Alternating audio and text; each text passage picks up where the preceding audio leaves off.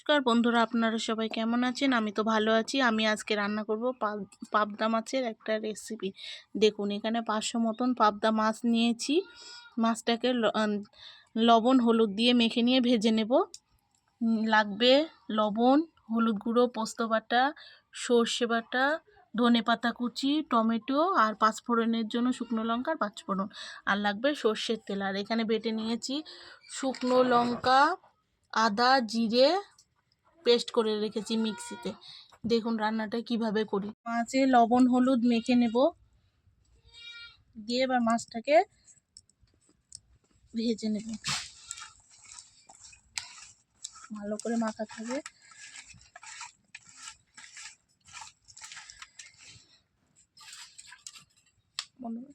কড়াইতে এবার সর্ষের তেল দিয়ে দেব মাছটা ভাজার জন্য।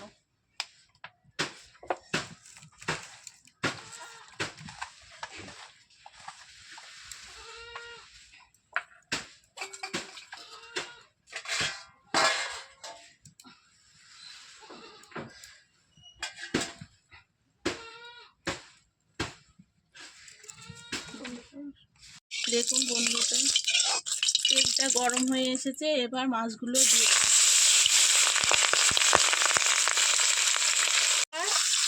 উল্টে দেব।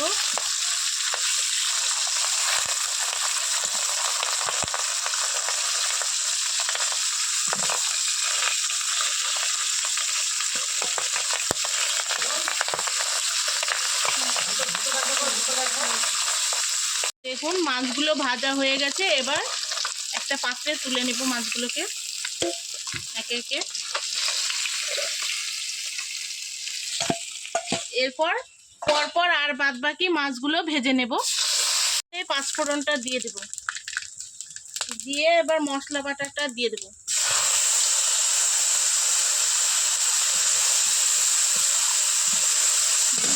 দিয়ে দিলাম।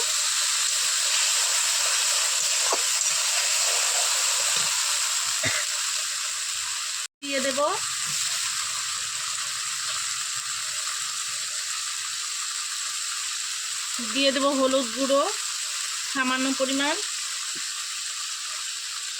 দিয়ে দেব লবণ, দিয়ে মশলাটাকে ভালো করে কষিয়ে নেব।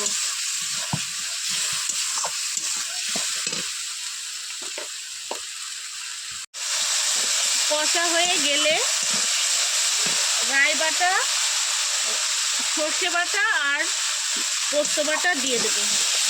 মশলাটা ভালোভাবে কষা হয়ে গেল। মশলাটা কষানো হয়ে গেছে। এবার পোস্ত বাটা দিয়ে দেব। পোস্ত বাটা দিয়ে খানিকক্ষণ নেড়ে সর্ষে বাটা দিয়ে দেব।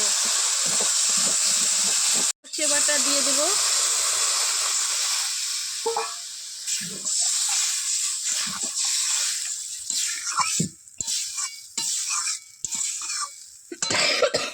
সর্ষে বাটার যে জলটুকু, সেই জলটুকুই ধুয়ে দিয়ে দেব, আর বেশি দেব না। বা মাছটা দিয়ে ভালো করে ফুটিয়ে নেব।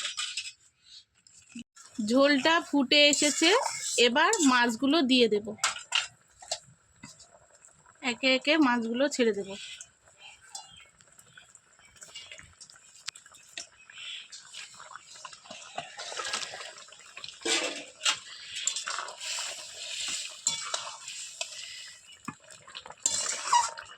দিয়ে ধনেপাতা কুচি ছড়িয়ে দেব। 5 মিনিট মতো ফুটে এলে সামান্য পরিমাণ কাঁচা তেল দিয়ে নামিয়ে নেব। সামান্য পরিমাণ কাঁচা তেল দিয়ে দিলাম।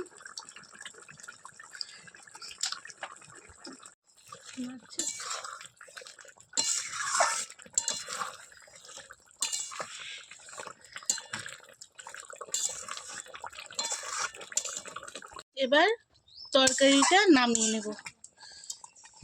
দেখুন বন্ধুরা, পাবদা মাছের সর্ষে পোস্ত রেডি।